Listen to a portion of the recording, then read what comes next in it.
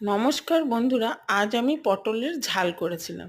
পটলগুলো কেমনি করে কেটে নুন হলুদ মাখিয়ে কাঁচা তেল মাখিয়ে ভেজে নিয়েছিলাম, আর এদিকে সর্ষে পোস্তটা কাঁচা লঙ্কা দিয়ে বেটে নিয়েছিলাম, আর এদিকে কালো জিরে ফোড়ন দিলাম, আর অল্প করে পেঁয়াজ আর টমেটো ফোড়নে দিয়ে দিয়েছিলাম অল্প করে। আর এদিকে আমি বাটা পোস্তটার মধ্যে একটুখানি হলুদ মিশিয়ে জলে ভালো করে গুলে নিয়েছিলাম। এটা একটু ভাজা ভাজা হয়ে এলে আমি ওই মিশ্রণটা তেলে দিয়ে দিলাম।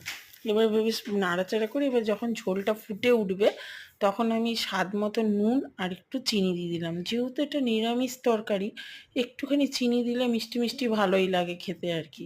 তারপরে ভাজা যে পটলগুলো সেইগুলো আমি দিয়ে দিলাম। এবার যখন গ্রেভিটা পুরো শুকিয়ে যাবে তখন পটলটা আমি ঢেলে নিলাম। আর এই হলো আমার পটলের ঝাল। বন্ধুরা, যদি এই পোস্টটা ভালো লাগে তাহলে আমার পাশে থাকবে, সঙ্গে থাকবে। ধন্যবাদ।